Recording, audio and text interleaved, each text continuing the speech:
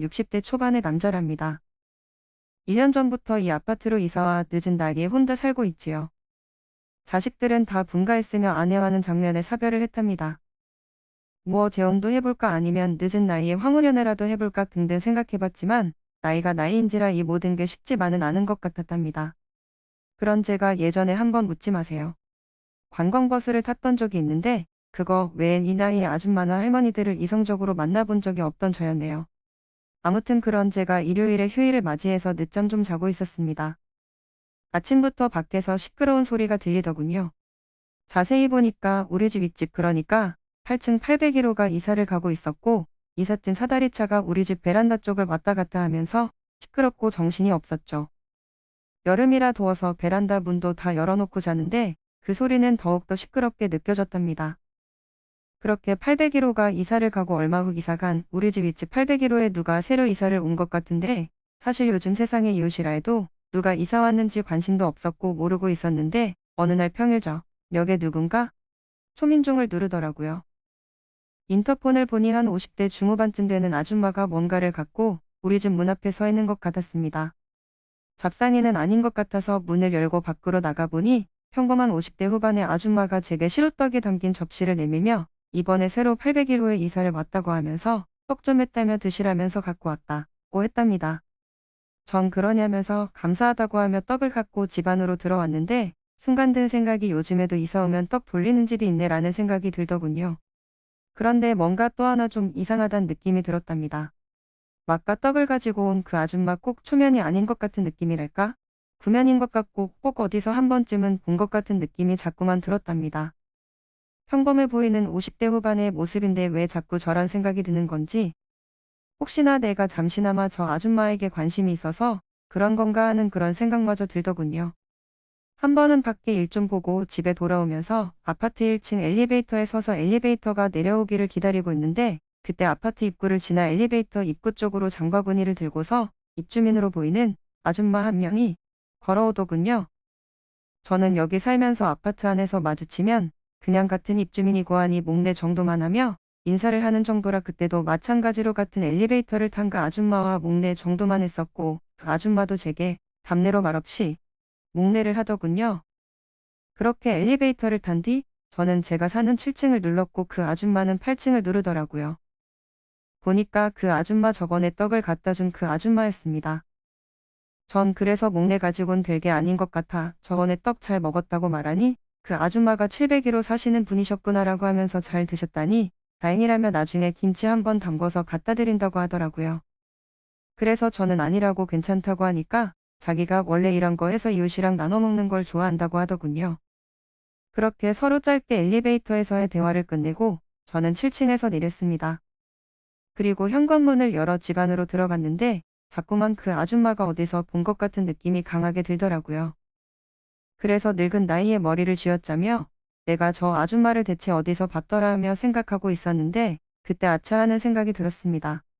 그건 바로 저 아줌마를 묻지 마세요 관광버스에서 본 것이었죠. 그 당시 저 아줌마랑 그 버스 안에서 파트너였던 적은 아니었지만 내가 왜 저 아줌마를 기억하냐면 그 버스 안에 있던 그 어떤 아줌마들보다 강렬하게 놀며 즐겼던 게 생생하게 기억되거든요.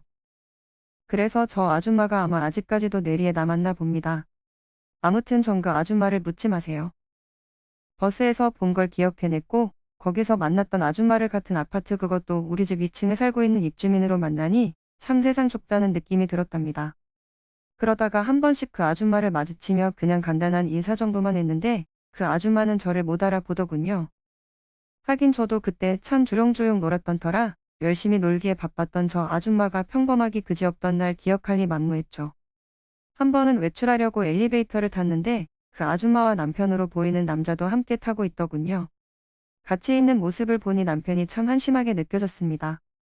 자기 마누라가 묻지 마세요 관광버스를 타며 즐기는 여자라는 것도 모르고 있을 것이라 생각하니 참 내가 저 아줌마 남편도 아닌데 아찔한 느낌이 들더군요. 그렇게 801호 내외와 짧게 인사를 하고 평소처럼 저는 엘리베이터에서 내렸습니다. 그러다가 한 달 정도 지난 시점인 어느 날 누군가 또 초인종을 누르더라고요. 인터폰을 보니 801호 그 아줌마였습니다. 밖에 나가서 문을 여니까 저보고 집에 계셨냐면서 반찬통 하나를 건네더라고요. 그래서 이건 뭐냐고 하니까 이번에 열무김치 좀 담가봤는데 한번 드셔보시라고요 라면서 반찬통을 주길래 저는 자꾸만 얻어먹는 것 같아 괜찮다고 하니까 자긴 원래 손이 크다며 저번에 말했듯이 이웃들과 나눠 먹는 걸 좋아한다고 하더군요. 그러면서 이 아줌마 갑자기 문 밖에서 현관문을 잡고 서 있는 나를 안 보고 밖에 서서 갑자기 집안을 두리번 둘러보더라고요. 그러면서 다시 절 쳐다보며 혼자 계시나 봐요 라고 하길래 혼자라고 하니까 그럼 오늘만 혼자이신 거냐고 하길래 저는 그게 아니라 그냥 혼자 산다고 하니까 이 아줌마가 저를 갑자기 위아래로 쭉 훑어 보면서 스캔을 하는 것 같더라고요.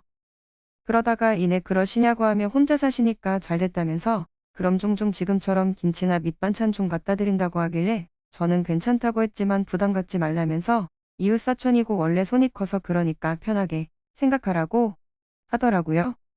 아무튼 전 그 아줌마를 보내고 김치통을 들고 안으로 들어왔습니다. 저녁에 라면을 끓여서 그 아줌마가 준 열무김치와 곁들여 먹었는데 김치맛 끝내주더군요. 이렇게 손맛 좋은 주부이면서 그런 묻지 마세요 관광을 즐겼다고 하니까 참 알다가도 모를 노릇 같았습니다. 그러면서 그 김치 맛을 보니 우리 죽은 마누라 생각도 나더군요.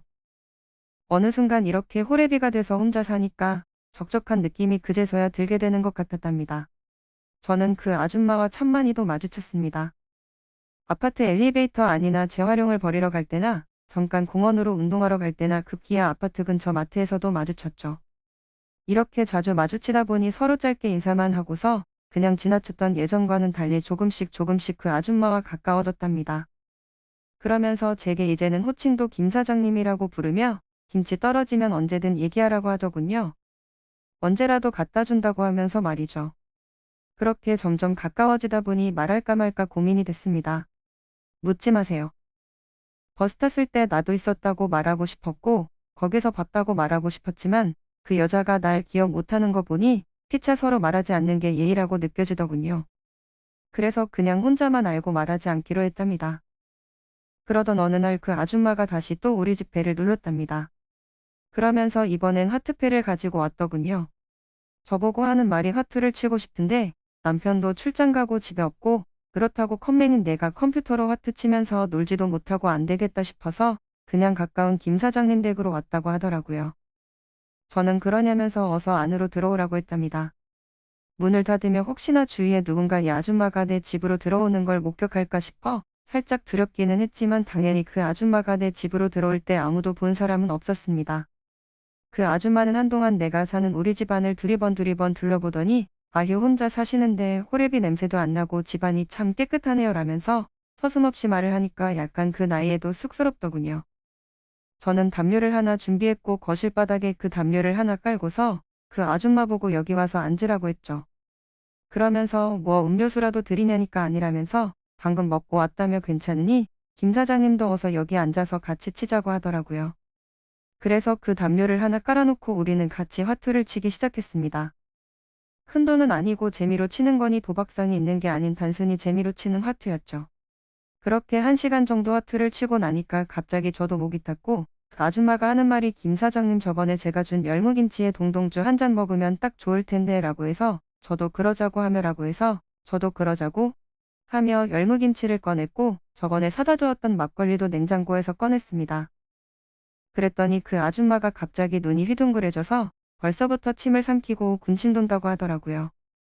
그 모습을 보니까 진짜 저번에 관광버스 안에서 봤던 그 모습이 나오는 듯 했습니다. 저는 막걸리 잔을 그 아줌마에게 주었고 그 아줌마는 두 손으로 막걸리를 받아서 벌컥벌컥 들이마시며 열무김치까지 하나 집어 먹더라고요. 저도 같이 막걸리를 마셨습니다. 건배도 하며 재미로 러브샷도 즐기며 그렇게 우리는 막걸리를 마셨고 함께 화투를 쳤습니다. 그렇게 노니까 어느덧 정말 가까워진 느낌이더군요. 그런데 벌써 시간은 어느덧 저녁 8시가 넘어가고 있었습니다. 그래서 제가 남편분 오실 때 되지 않았냐고 하니까 우리 남편 출장 가서 오늘은 괜찮다며 그냥 밤새도록 여기서 화투나 치며 함께 막걸리나 먹자고 하더라고요. 솔직히 싫진 않았습니다. 마누라 죽고 혼자 산 지 1년이 넘어갔는데 임자 있는 여자지만 그래도 혼자 사는 건조한 우리 집의 모처럼 촉촉한 담비 같은 아줌마 한 명이 우리 집에 있다는 것만으로도 저는 참 좋았죠. 그러자 술이 떨어졌고 저는 가까운 편의점으로 가서 술을 더 사왔는데 돌아와 보니 허투치던 담요에서 그 아줌마가 옆으로 누워서 잠을 자고 있더라고요. 기분이 참 묘했습니다.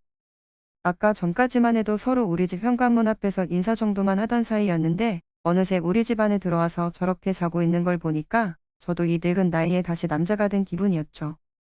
그 아줌마를 깨워야 되나 말아야 되나 고민을 하고 있던 찰나 그 아줌마가 옆으로 자던 게 이내에 불편했는지 갑자기 몸을 똑바로 누우며 제 쪽을 바라보고선 개슴츠레하게 눈을 떴습니다. 그러면서 아까와는 사뭇 달라진 유혹하는 눈빛을 보내며 떨리는 입술로 제게 하는 말이